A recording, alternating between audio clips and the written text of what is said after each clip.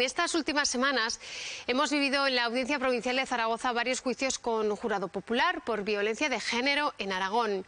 El Instituto Nacional de Estadística revela que en 2024 el número de maltratadores juzgados y sentenciados fue de 1.160, es decir, más del doble que hace una década, cuando fueron 507, y un 10% que los registrados hace un año.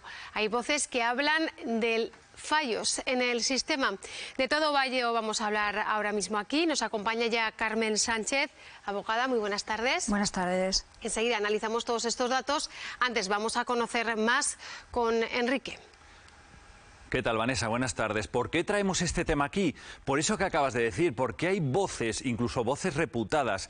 La última, la de un fiscal de un caso la semana pasada en Zaragoza del crimen de Escatrón, que están levantando ya la voz, que dicen que el sistema va bien, funciona, pero que quizá no lo haga lo suficiente porque las mujeres siguen siendo víctimas de malos tratos, siguen muriendo asesinadas. Vamos a ver unos datos del Instituto Aragonés de Estadística de enero de 2025, bastante recientes. Hablamos de los casos de protección. En Huesca hay 292 mujeres que en este momento tienen protección policial por el riesgo inminente de un ataque de su pareja o expareja. En Zaragoza, 966 y en Teruel, 147 mujeres. En total, en Aragón estamos hablando de poco más de 1.400, que es un dato bastante considerable. Insistimos, son mujeres que han denunciado y que están en riesgo alto y por eso tienen algún tipo de protección policial. Seguimos con la siguiente imagen, seguimos con datos del Instituto Aragonés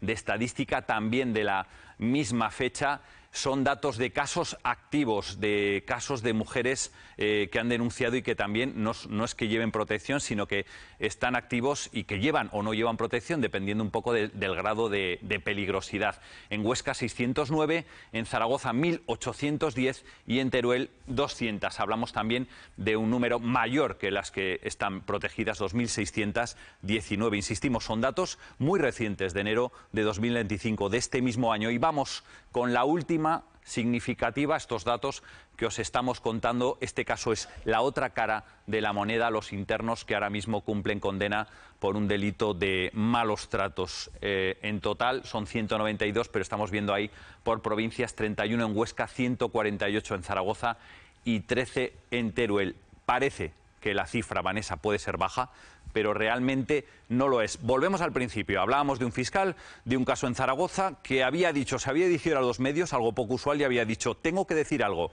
Tenemos medios, funcionan, pero yo considero que no son lo suficientes. Escuchen. Deberíamos de plantearnos todos, ya no nos corresponde a nosotros como legisladores, el intentar buscar algún tipo de solución a este problema de la violencia de género, puesto que desde el 2004 nos hemos dado cuenta de que se han ido haciendo sucesivas reformas legislativas, pero la criminalidad y las mujeres asesinadas pues no han disminuido. Es poco usual que venga en la audiencia, Carmen lo sabe, un fiscal que salga de un juicio, recién dado el veredicto, que fue la semana pasada, culpable por unanimidad, por matar a su exmujer, en el caso de Escatrón, y de repente diga a los medios, quiero decir algo, y diga, creo que no es suficiente lo que se está haciendo. Claro, el fiscal, como defensor de la legalidad, se siente indignado por la situación. No en vano, en España, en lo que llevamos del año 2025, ya son 34 mujeres fallecidas a manos de sus parejas. Y eso es lo que hace plantearse si el sistema funciona o no funciona. Pero la legislación tiene un protocolo de protección bastante estricto. Las mujeres realmente sí están protegidas. El problema que yo veo es más bien de educación desde la infancia, en los colegios, y además tenemos que tener en cuenta también que en menores hay muchísimo machismo en los juzgados de menores y machismo de los niños con las compañeras, el hecho de publicar vídeos con contenido sensible de las mujeres, eso ya se lleva en menores, se está llevando muchísimo y tendríamos que tener mayor educación, alguna asignatura dedicada a eso. O sea que es un problema social, más bien, no de legislación. Tú has conocido esa otra cara de la moneda, los agresores, los condenados. ¿De qué perfil estamos hablando? ¿Estamos hablando de algo que se aleja de la, entre comillas, normalidad? Pues el machista y el maltratador siempre quiere crear un clima de dominación con la mujer, de una superioridad, ese sentimiento de inferioridad, de asustar, y lo único que pretende es tener control y dominación. Son casi todos de manual, el mismo tipo de perfil. Pero sí que es verdad que las mujeres ahora tienen un protocolo. En cuanto llaman a la policía, ya tienen a su disposición un abogado del turno de oficio, que es totalmente gratis, independientemente de los medios económicos que posean. En la casa de la mujer les ayudan con asistencia psicológica, trabajador social, y además la policía hace un cuestionario donde valora la peligrosidad del acusado, y inmediatamente es detenido, pasa a disposición judicial y se va del juzgado de guardia con una orden de alejamiento. Incluso si es muy grave la protección que necesita esta víctima y la maldad del agresor y del acusado, se le puede poner un programa telemático y una pulsera. Se controla desde el Centro Cometa aquí en Aragón, que controlan que no se acerque a la víctima, porque entonces ya salta en el centro e inmediatamente llaman a la policía, y está obligado a tener un teléfono el acusado, el investigado, perdón, donde siempre tiene que contestarles para explicar por qué se está acercando en ese radio en el cual tiene prohibido acercarse. Por tanto, y además tienen asociaciones y muchos medios a su alcance. El sistema y el protocolo es realmente seguro, lo que pasa que estamos ante un problema de educación en la sociedad. Claro, a Mari Carmen en Escatrón sí, no le bastó con esto. No le bastó. Vamos ya con ello directamente. Insistir, por supuesto, también que está ese teléfono 016, que es esa primera herramienta en la que pueden dirigirse.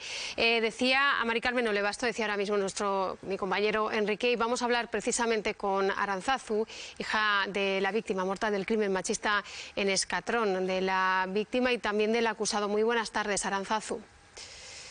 Hola, buenas tardes. Bueno, lo primero, muchísimas gracias por atendernos. Un caso sin duda reciente en el sentido del veredicto, que lo acabamos de conocer hace apenas unas semanas. ¿Cómo te encuentras? Bueno, asimilándolo todavía, porque hay muchas cosas que en el entramado judicial pues no se entienden. Pero bueno, aquí estoy porque realmente hay muchas mujeres. A mi madre no me la van a devolver, haya la sentencia que haya, pero hay muchísimas mujeres que se encuentran en esa situación y estoy de acuerdo en que no ha sido suficiente. Arantzazu, buenas tardes. En el juicio sí que vimos los periodistas que estábamos allí que por lo menos los tres hijos y los cercanos al caso reiterabais que las amenazas eran constantes durante meses y que no se había atajado antes del triste desenlace. Sí, fue... todo esto empezó hacia el finales del 21 o principios del 22. Se acrecentó porque realmente mi padre ejerció una violencia psicológica durante todo el matrimonio. Lo que pasa que, bueno, lo he dicho muchas veces, ¿no? Cuando eres pequeño y vives en una casa en la que tus padres se tratan de una determinada manera, si tampoco conoces otra, pues los críos lo interiorizan, ¿no? Pero sí, o sea, nosotros estuvimos acompañando a mi madre. Nos sentimos al final con esa angustia de que podríamos haber hecho más, pero realmente es que hicimos todo lo que estaba en nuestra mano, y gracias que tenía unos hijos mayores que entendíamos cómo nos podíamos mover, porque hay mujeres que no los tienen, y aún así que movimos y llamamos a todas las puertas, pasó lo que pasó. ¿Tú crees que tu madre, Arantzazu, podría seguir viva? Sí, por supuesto que sí. Por eso algo falló me refiero a que no solo lo decías tú, lo decía también el fiscal del caso. Como decía Josefina, creo que se llamaba, disculpa que no me he quedado con el nombre, claro que hay un protocolo. Hay un protocolo estricto, pero hay flecos y es verdad que hay un problema de educación, pero este señor tenía 73 años cuando cometió el crimen. No lo vas a reeducar a él. O sea, cuando estamos ya en una situación así, a pesar de que hay unos protocolos, mi padre tenía una orden de alejamiento. No sirvió de nada. Cuando mi madre, la segunda vez que quiso denunciar, habiendo una grabación con unas amenazas muy, muy fuertes, que fue la última vez que hablé yo con él. Esa grabación se escuchó en una sala cuando fue mi madre a denunciar, y ella, pobre, pues se quiso retirar la denuncia por miedo. Esto es una cosa que también quiero que quede muy claro, que en esos baremos de peligrosidad, ¿no?, del riesgo, del nivel bajo, nivel medio, pues si retira la denuncia ese riesgo cae, es que están poniendo toda la responsabilidad en la víctima. Aquí a quien se tendría que controlar y poner el foco es en el agresor. En el caso de mi madre, era una señora mayor que llevaba sobre su espalda el peso del miedo que le tenía a mi padre, de qué pasaría si lo denunciaba, de ver a mi padre esposado y que se lo llevaran porque le daba pena. Muchas cosas. O sea, llevaba más de 50 años de matrimonio. Entonces, ni una orden de alejamiento. El hecho de que quiera retirar la denuncia, pues claro que pasa, pero por miedo muchísimas veces. Eso fue un fallo. A mi madre se le prometió, bueno, de hecho, como siempre hago, agradecer a la Guardia Civil porque estuvieron cuidando de mi madre más allá de lo que profesionalmente puede decirse, ¿no? Tenían una relación ya prácticamente de amistad. Se pidieron medidas, se pidió una pulsera, se pidió esa detención, evidentemente. ¿Sabéis cuántos días tardaron en detenerlo después de escuchar esa grabación? 3 días. Ya lo podía haber hecho. A ver, no digo que las leyes estén mal, digo que hay un problema estructural y que no se están haciendo las cosas todo lo bien que se deberían de hacer. Y que hay muchas personas, muchas mujeres que están solas. Y el eslogan de llama al 016, no estás sola, pues hay que demostrarles de verdad que no están solas. Arantzazu, agradecerte de verdad de haber participado, haber entrado esta entrevista con nosotros aquí en Conexión Aragón. Un abrazo inmenso. Gracias. Decía ese momento de quiso haber retirado la denuncia por miedo, un momento en el que si la víctima decide retirarla, la retira. Nadie podemos decirle tienes que continuar. Sí, tú, Carmen, que estás familiarizada con los dos casos, la víctima y el agresor, ¿qué te parece esto que dice la hija? Me he acordado de un supuesto que yo he llevado hace poco, que fue además muy mediático, que el acusado fue condenado a pena de prisión, tenía orden de alejamiento, desde la cárcel estaba obsesionado con ella, mandaba a compañeros en la prisión que la llamaran por teléfono para amenazarla, y el mismo día que sale de la cárcel se metió en la casa de ella, que era su expareja, con las llaves, y ella, como tenía cámaras en casa, sabía que ese día salía de la cárcel, lo vio en las cámaras, lo primero que hizo fue meterse en la casa. ¿Hasta qué punto llega esa obsesión? Claro, y nos preguntamos, ¿el sistema tiene medios? Pues en estos casos lo que yo le aconsejé que fuera al gobierno de Aragón para ser protegida, y el gobierno la protegió. Ella no apareció en su casa y ya pusimos las denuncias pertinentes, pero en cuanto se obsesiona el maltratador con que la quiere matar o que quiere ir a por ella, es muy difícil poner los medios adecuados, más allá de pedir ayuda en la casa de la mujer. Tremendo. Vamos a escuchar al fiscal de nuevo. Sí, Raúl Miranda no se quedó ahí. En las declaraciones que hemos oído hace unos minutos siguió hablándonos a los periodistas que estamos en ese momento en la audiencia provincial y nos dijo esto. Igual ya no solo habría que esperar a dar la respuesta judicial como hoy con una sentencia, que será en su caso dictada por el magistrado después del veredicto del jurado, sino adoptar algún otro tipo de medida que pudiera prevenir, una vez ya que conozcamos unas situaciones de riesgo, el que se pudieran producir estos resultados. Bueno, pues queremos buscar todavía más puntos de vista de si están o no las mujeres víctimas de violencia de género protegidas, que han denunciado suficientemente protegidas, perdón. Hablamos ahora ya con Josefina Musulén, presidenta de la Asociación de Mujeres Amparo Poch. Muy buenas tardes, Josefina. Muy buenas tardes. Una vez más, el debate está en la mesa. ¿Están suficientemente protegidas o no estas mujeres? No, lo primero mandarle un abrazo enorme a Arantza, que nos ha dejado pues conmocionadas, como no podía ser de otra manera, escuchar su testimonio. Yo creo que nos falta mucho para entender qué es lo que viven las sobrevivientes. A las mujeres que ya han asesinado desgraciadamente no podemos hacer otra cosa que los minutos de silencio y tratar de que las leyes y los servicios sociales se ocupen de sus hijos. Pero hay muchísimas mujeres que están viviendo violencia cada día. ¿Están bien atendidas? No. ¿Faltan medidas? Seguramente tampoco.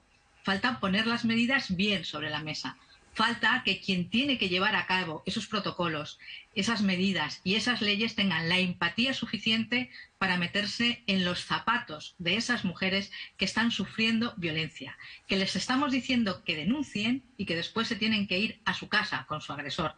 Y que cuando hablamos de medidas, de ponerles medidas, una medida de alejamiento, voy a decir una cosa que a lo mejor suena fuerte, pero vámonos a otra época de nuestras vidas, cuando estaban amenazados políticos y cuerpos y fuerzas de seguridad del Estado por la banda terrorista ETA. Sabiendo quién es el asesino, dónde vive y lo que quiere hacer, nos cabe en la cabeza que no sea al que quiere asesinar, a ese terrorista, a ese asesino al que se vigile mañana, tarde y noche. Es que dicen que las van a asesinar, las asesinan, da igual que sea con orden de alejamiento. Durante mucho tiempo la coletilla de muchas asesinadas era no había interpuesto denuncia. Pero si ellas saben que cuando ponen denuncia, si no hay un acompañamiento a esa denuncia, están solas.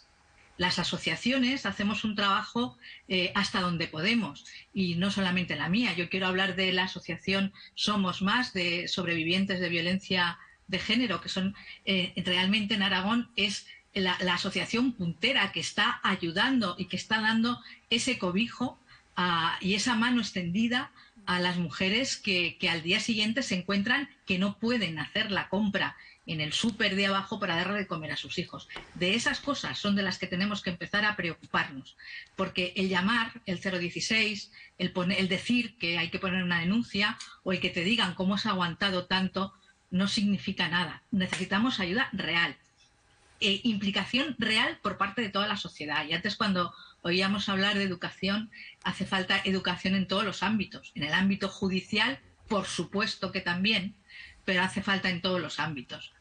Nos podemos encontrar ahora mismo con mujeres que a su agresor pues se le ha acabado la pena y a ellas les desaparece la condición de víctima de violencia.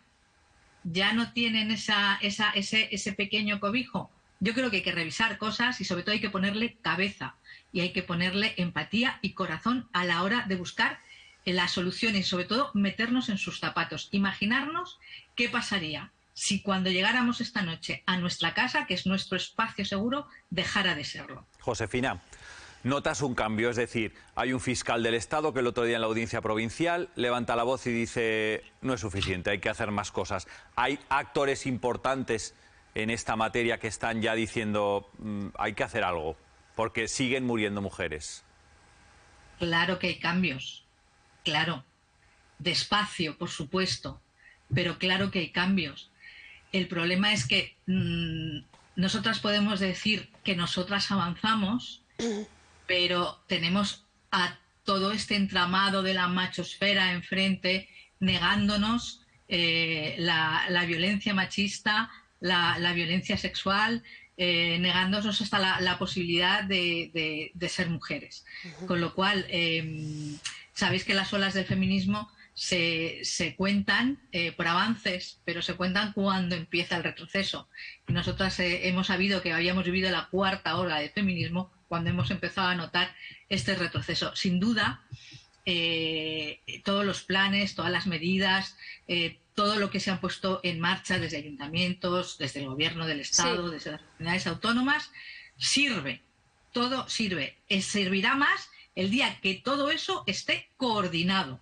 Y coordinado para que no se pierda un solo euro entre una institución y otra porque no sepamos que estamos dando un servicio similar o parecido o porque la usuaria, la víctima, no sepa que puede recurrir a este servicio. pero sin duda avanzamos, pero muy despacio, ¿eh? Bueno, pues Josefina Musulén, muchísimas gracias por atendernos esta tarde. Precisamente en unos instantes vamos a hablar con la asociación que acabas de nombrar, con Somos Más. Gracias. Hemos escuchado a Josefina, hemos escuchado a Arantzazu también, hija de una de las víctimas de violencia de género, Enrique, y nos hemos detenido en el momento de las campañas de concienciación y sobre todo de educación desde una edad temprana. Decía Carmen que una de las claves de este tema es la educación sobre todo al hombre, en este caso, muchas veces, para que vaya cambiando ese modus operandi y haya cosas que ya formen parte realmente del pasado. Carmen, ¿cómo se puede concienciar a través de una pantalla, por ejemplo, de televisión? Pues que sepan las mujeres, por ejemplo, todo lo que tienen a su disposición, como las llamadas al 016, todos los mecanismos. Si no pueden hablar por teléfono porque tienen al agresor al lado, pueden escribir también por WhatsApp, que el 016 ofrece un número en el cual pueden escribir.